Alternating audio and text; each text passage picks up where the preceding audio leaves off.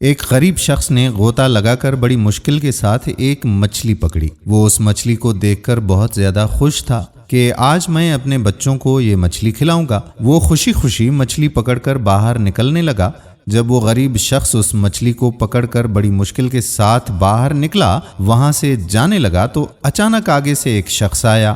اس نے بڑے غصے کے ساتھ اس سے وہ پکڑی ہوئی مچھلی چھین لی۔ اس بندے نے کافی بچانے کی کوشش کی، لیکن اس بندے نے زور زبردستی کر کے اس غریب شخص سے وہ مچھلی چھین لی۔ لیکن مچھلی چھینتے ہوئے اس مچھلی کا ایک دانت اس کی انگلی پر لگ گیا۔ جب وہ گھر پہنچا تو اس کو اس انگلی میں درد ہونا شروع ہو گیا۔ اس نے گھر میں جا کر اس مچھلی کو بڑے مزے کے ساتھ پکایا، اور جب وہ اسے پکا کر کھا رہا تھا تو اسی وقت اس کی انگلی میں درد ہو رہا تھا، جس انگلی پر وہ مچھلی چھینتے ہوئے اس کا دانت لگا تھا۔ اس نے مچھلی پکائی، چارپائی پر بیٹھا، مچھلی کھانے لگا۔ جب وہ مچھلی کھا رہا تھا تو اس کا درد تھوڑا اور تیز ہو گیا۔ اب آہستہ آہستہ اس کی انگلی کا درد تیز ہوتا جا رہا تھا۔ اس بندے کی برداشت سے یہ باہر ہوتا جا رہا تھا۔ یہ بندہ ڈاکٹر کو کال کرنے لگا کہ جلدی سے میرے گھر میں آؤ، مجھے بہت تکلیف ہو رہی ہے۔ ڈاکٹر جلدی سے اس کے گھر میں آیا اور آ کر پوچھا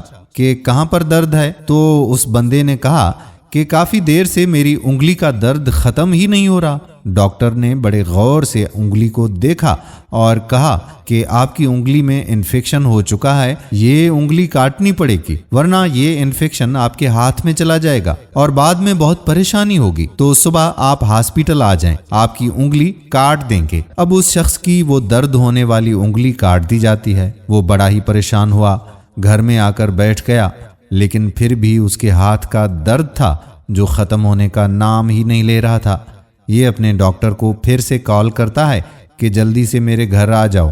ڈاکٹر اس کے پاس گھر آ گیا۔ یہ شخص ڈاکٹر کو کہنے لگتا ہے کہ آپ کے کہنے پر ہی میں نے اپنی انگلی کٹوا دی، لیکن ابھی بھی میرے ہاتھ کا درد ٹھیک نہیں ہو رہا۔ ڈاکٹر اس کا ہاتھ دیکھنے لگا اور کہنے لگا کہ اب تیرے ہاتھ میں انفیکشن ہو چکا ہے، اب تو تیرا ہاتھ بھی کاٹنا پڑے گا۔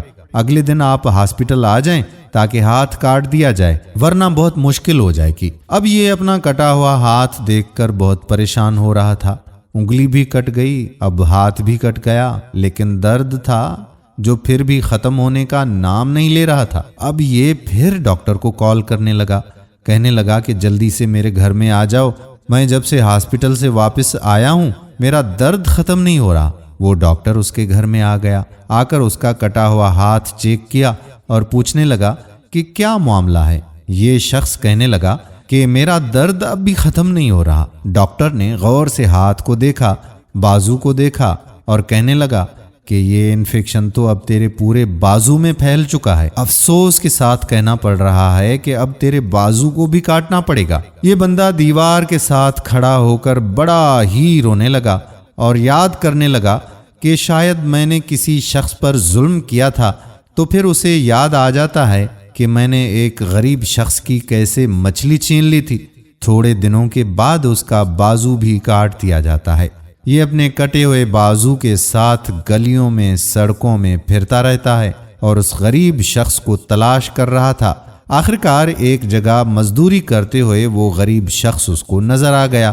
یہ آدمی اس کے پاس گیا اور جا کر اسے کہنے لگا کہ کیا تو نے میرے لیے بد دعا تو نہیں کی تھی؟ اس غریب شخص نے جواب دیا کہ ہاں، میں نے بد دعا تو کی تھی، کیونکہ تو نے میرے بچوں کا رزق جو مجھ سے چھین لیا تھا تو میں نے تیرے لیے بد دعا ضرور کی تھی۔ اب یہ شخص اس غریب شخص سے کہنے لگا کہ خدا را مجھے معاف کر دیجئے، اور یہ دیکھیں پہلے میری انگلی کٹ گئی، پھر میرا ہاتھ کٹ گیا، پھر میرا سارا بازو ہی کٹ گیا، اور یہ سب کچھ درد کی وجہ سے اور تکلیف کی وجہ سے ہوا۔